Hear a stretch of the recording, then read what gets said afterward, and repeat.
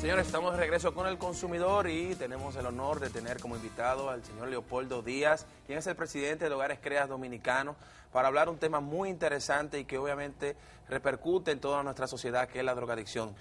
Un placer tenerlo en el programa, un placer conocerlo. Buenos también. días, Pablo. Vamos a hablar un poquito acerca de este mal.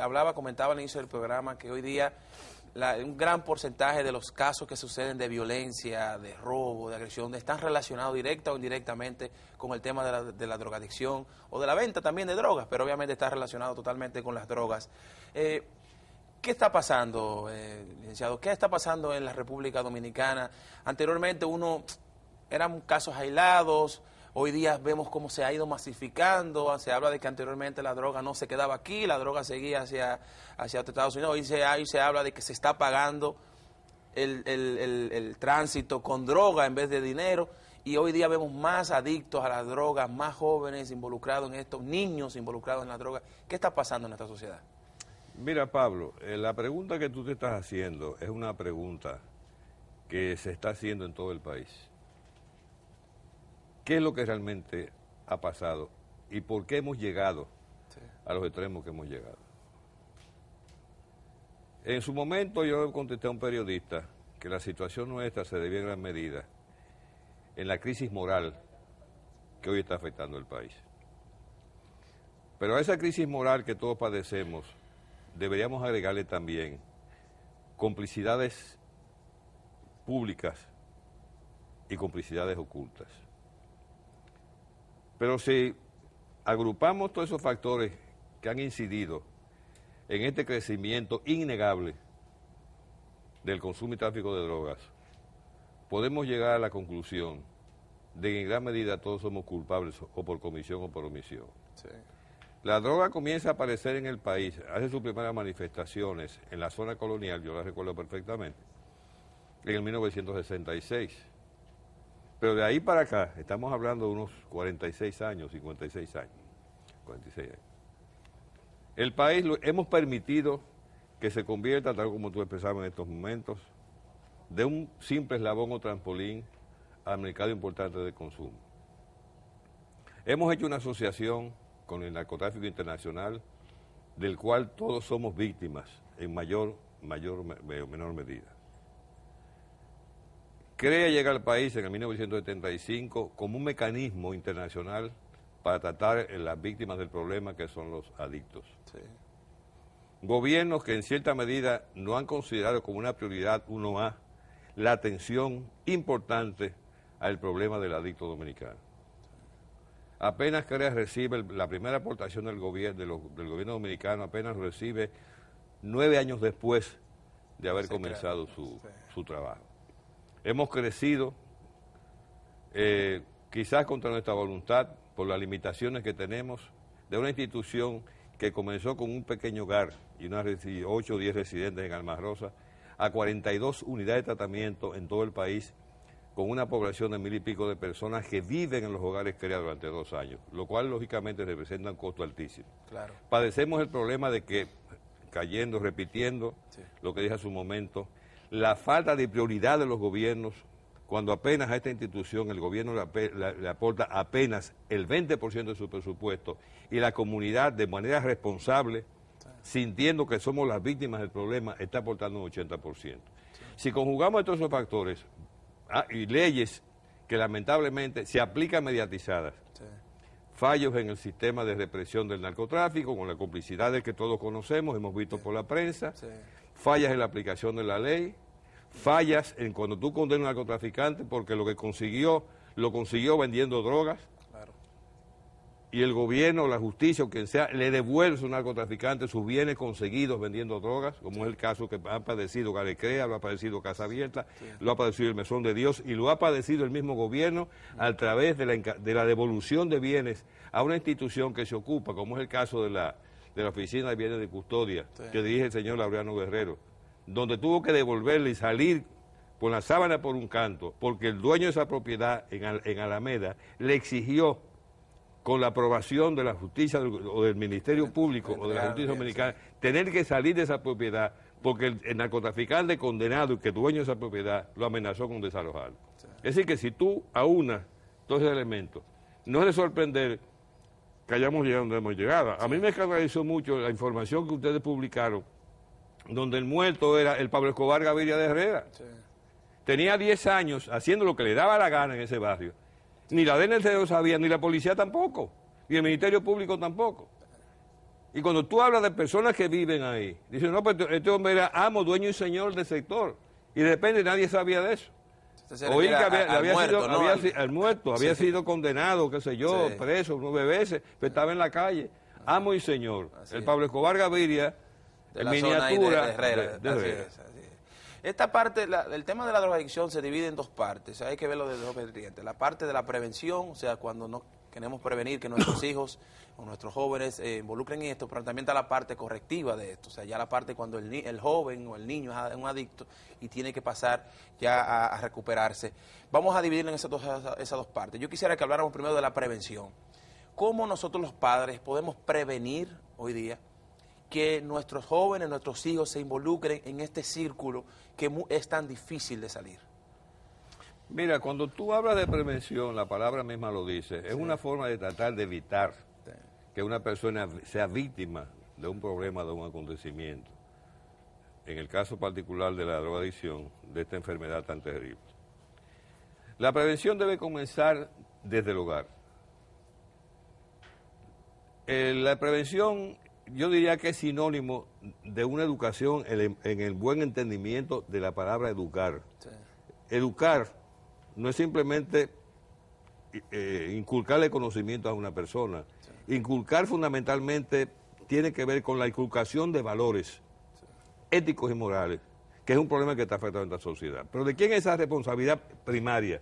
Yo diría que debe comenzar desde el vientre de la madre, es de la familia, del papá y la mamá. Sí. En la medida en que tú bien educas, estás previniendo, estás tratando de que la formación de esa persona en el tiempo, en el futuro, se convierta en un ciudadano ejemplar, no solamente para él, para su familia, sino también para toda la sociedad. Yo comentaba, disculpe que lo interrumpa, porque hace unos días, que aquí en el país, anteriormente uno veía, qué sé yo, tal vez ya uno se está entrando en edad ya de pensar como las personas mayores, que bueno, anteriormente cuando yo era más joven yo veía, pero era la realidad, yo veía que los padres se involucraban más en el tema de los hijos. Hoy día, con este tema de que ya la madre está trabajando, que el papá está trabajando, muchas veces estamos descuidando el día a día de nuestros hijos, con quién se juntan, dónde van, cuáles son sus amigos, hoy es importante. Y yo creo que eso es parte vital dentro de lo que es la prevención, conocer con quién se juntan nuestros hijos, cómo le está yendo en el colegio, hablar con los profesores. ¿Qué le parece? ¿Usted no cree que eso... es una vigilancia permanente. Sí. Pero yo te comentaba, comenzamos por la obligación primaria que es la de los padres, el papá y la mamá, los abuelos, los tíos, los adultos con respecto al niño en formación.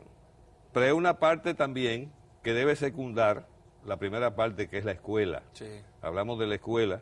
Hablamos de la universidad, hablamos de los centros sociales, hablamos de los centros culturales, etcétera. Ya lamentablemente se ha perdido mucho, los famosos clubes culturales que había en el país han desaparecido.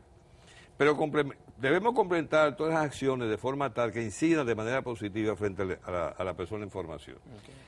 Cuando en el gobierno de Jorge Blanco, si mal no recuerdo, que la secretaria era doña Belice Praz de Pérez, en una conversación informal hablamos de llevar la educación preventiva, vamos a llamarle así, a las escuelas. Eso fue una propuesta, fue una opinión que nunca cuajó. Nosotros, no recuerdo en qué año exactamente, nosotros elaboramos un proyecto que se llama CEPIS, Centros de Educación Preventiva Integral. Ese proyecto, de bajo costo, hicimos una encuesta en los hogares CREA y determinamos cuáles eran los 5 lugares en la capital, fundamentalmente en el Distrito Nacional, donde había una mayor representatividad de jóvenes en tratamiento. Y escogimos esos cinco lugares, creo que estaba Villa Consuelo, Villa Juana, San Carlos, no recuerdo cuáles eran 5 en total, para instalar los centros de educación preventiva integral de forma tal que las personas del sector, apoyado por los líderes del barrio, hablamos del sacerdote, hablamos del párroco, hablamos del pastor evangélico, hablamos del director de la escuela, de los maestros, el líder del barrio, etcétera, sí, dándole apoyo a esa unidad de educación preventiva integral, donde las familias puedan tener acceso y buscar orientación. Y los sábados, cada sábado entonces, reunirnos con los sectores del barrio, además de darle ya la orientación y de prevención, al mismo tiempo tratar de conformarlos para que formaran un ejército de personas que cuando el problema amenazara, estuvieran preparados para poder enfrentarlo. Sí. El proyecto nunca encontró apoyo, ni de educación, ni de salud pública, ni del Consejo Nacional de Drogas, ni ningún organismo que pudiera estar interesado en que ese proyecto se realizara. Las consecuencias, ¿cuáles son? Que en esos barrios el problema ha continuado creciendo y son los que siguen siendo los más representados en la unidad de tratamiento de los hogares. Sí. Es decir, que hay una serie de factores que lamentablemente, y utilizo de nuevo la palabra prioridad, sí, no lo ha sido y todavía sigue sin serlo. Claro. Entonces no nos sorprendamos de que el problema haya continuado creciendo. Sí. Es decir, que prevención es, resumiendo la respuesta, la palabra mágica es educar. Así es. La inserción en los seres humanos de principios, valores y éticos. Y ojalá que se decida, la actual secretaria de Educación, implementar de nuevo en las escuelas una materia que yo di, que se llamaba moral y cívica, que tenía que ver con los principios y los valores. Tenemos que hacer una pausa, licenciado, pero cuando regresemos quiero también que hablemos de algunas pistas que podemos tener los padres para darnos cuenta si nuestros hijos están involucrados en la drogadicción. Recuérdese que muchas veces los últimos que se enteran son los padres de esta situación. Entonces es bueno saber cuáles algunos de los comportamientos que tienen los adictos o los jóvenes que están involucrados en la drogadicción que pueden ser alerta para los padres. Vamos a regresar después de la pausa.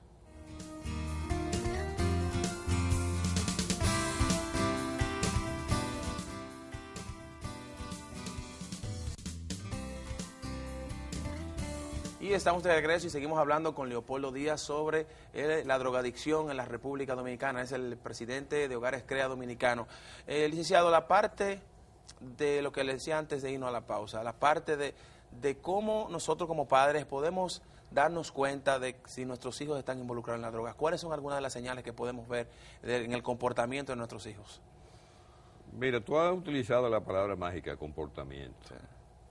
Hay un trastorno en la conducta, hay una desviación en la conducta, surgen conflictos entre el papá, la mamá y los hermanos por esas inconductas, se traduce muchas veces en la ausencia escolar, deja los estudios, comienza a exigirle dinero a la familia porque tiene deuda que no puede justificar, aunque la familia sabe o sospecha que es para el consumo de drogas. Y hay algo interesante que te quiero decir, Pablo.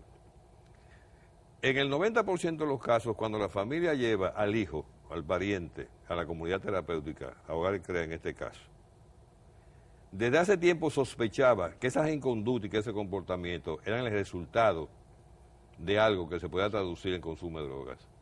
Sí. Y abrigaba la esperanza de que quizás no fuera eso.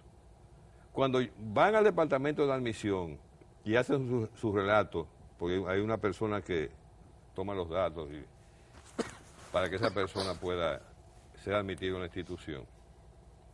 Cuando él le dice frente a la familia que tenía 3, 4, 5 años usando droga, la familia se sorprende, porque la familia pensaba, sospechaba, o se hacía la ilusión, abrigaba la esperanza de que apenas tenía unos cuantos meses. Y esa dificultad, esa tardanza en llevar a su hijo a buscar la solución a su problema, muchas veces es lo que hace que se agrave el problema en la familia. Entonces, la familia debe estar muy pendiente y tampoco tiene la sospecha de que hay algo en ese trastorno de conducta, en ese mal comportamiento, detrás de eso puede haber consumo de drogas. Sí. Debe ser ágil y que la familia entienda que la adicción es una enfermedad. Sí. En esa parte quería decir... No curable, sí. Recuperable, no curable. Sí. La parte de la enfermedad, eso quería preguntarle. Siempre se habla de que yo he escuchado varias vertientes, varias teorías que hablan de que es una enfermedad fisiológica, pero también hablan que es una enfermedad psicológica. Usted me comentaba, Salud Pública la está clasificando como una enfermedad fisiológica, pero usted entiende que no, que es una enfermedad psicológica, y nos gustaría que usted nos ampliara un poquito con esto. ¿Por qué usted entiende que es una enfermedad psicológica? Mira, las enfermedades fisiológicas, sí, tú las puedes curar en una clínica privada o en un hospital. Sí. ¿Cuáles son los elementos que inciden en la curación de una enfermedad fisiológica? Primero está el paciente, fíjate que sí, grábate esa palabra, el paciente. Sí. Segundo, está el médico. que es la persona indicada para dar el diagnóstico, Sí. y después del diagnóstico, los medicamentos para la curación, o tratamiento con medicamentos o cirugía. Así es. Ese es el proceso. En la comunidad terapéutica Sí. no hay pacientes. En la comunidad terapéutica hay residentes. Primer elemento, residente, no paciente. ¿Por qué residente? Porque es una persona activa. El paciente es una persona pasiva que depende de lo que diga el médico, del diagnóstico del médico y de los medicamentos de la cirugía.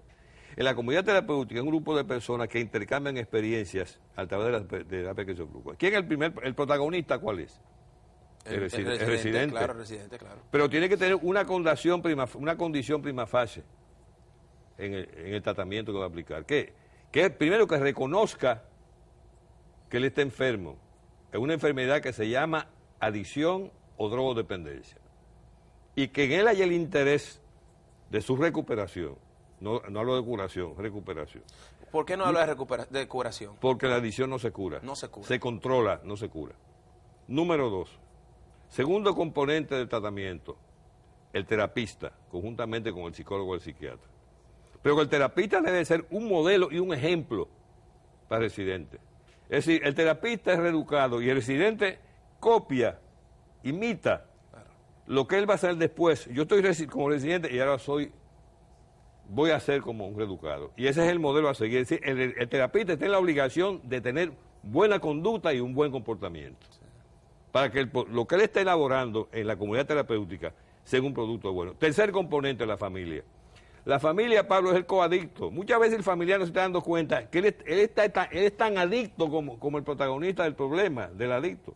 El adicto depende de la sustancia y el familiar depende del comportamiento del adicto. Es decir que tenemos dos dependencias mancomunadas. Sí. Entonces, repito, primer componente el adicto, el residente, segundo componente el terapista, tercer componente el familiar. Que tiene la obligación, que tiene el deber de compartir en la terapia familiar el tratamiento. ¿Tú sabes por qué? Porque cuando ese muchacho pasa 2 años en CREA y se va a su comunidad de origen, ¿de quién va a depender? De la familia. De la familia. Claro. Y si la familia no sabe cómo manejar el problema, un problema que no se cura, que está latente, ese virus está ahí, ese virus no se ha muerto. Si el familiar no es capaz de entender cómo manejar el problema, porque no lo quiso aprender en CREA, porque no asumió las responsabilidades de manejar el problema conjuntamente con los terapistas de CREA. Sí. Cuando ese muchacho salga de CREA, porque lamentablemente el departamento de seguimiento de CREA en estos momentos no está operando, que debería operar, la responsabilidad del familiar. Sí. Y muchas veces cuando el residente reeducado se separa de CREA, el 95% es la recaída. Sí. Y el cuarto componente, la sociedad.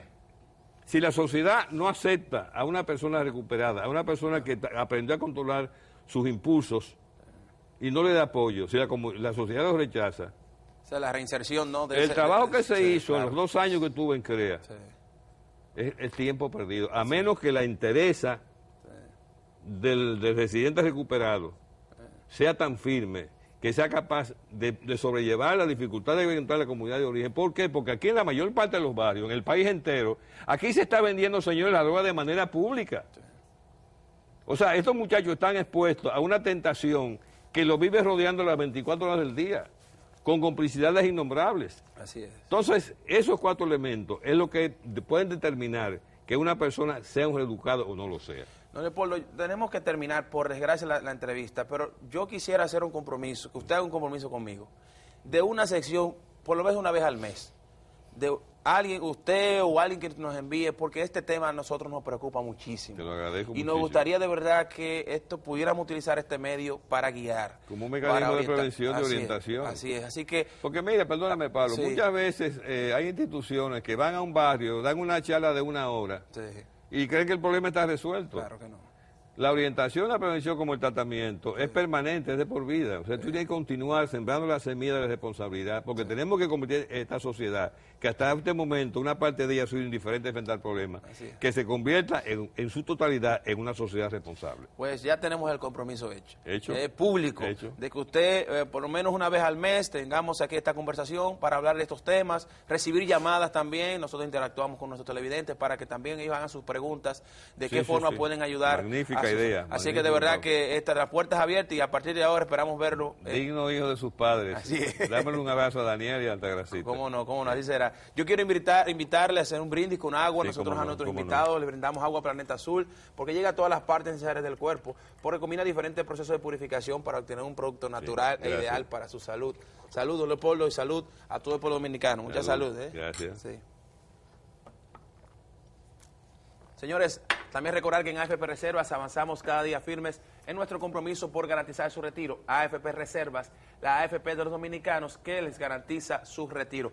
Nos vamos a una pausa y cuando regresemos viene Delfo Junior a hablarnos siempre de temas interesantes, su sección Consumo Electrónico. Regresamos ahora.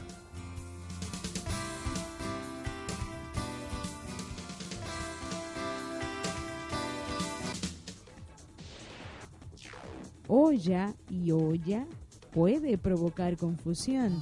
Olla con doble L se refiere a utensilio de cocina y olla con Y y H se refiere a fosa o depresión. Por ejemplo, me gusta comer sancocho en olla. Tengo una siembra en la olla del río. No te confundas.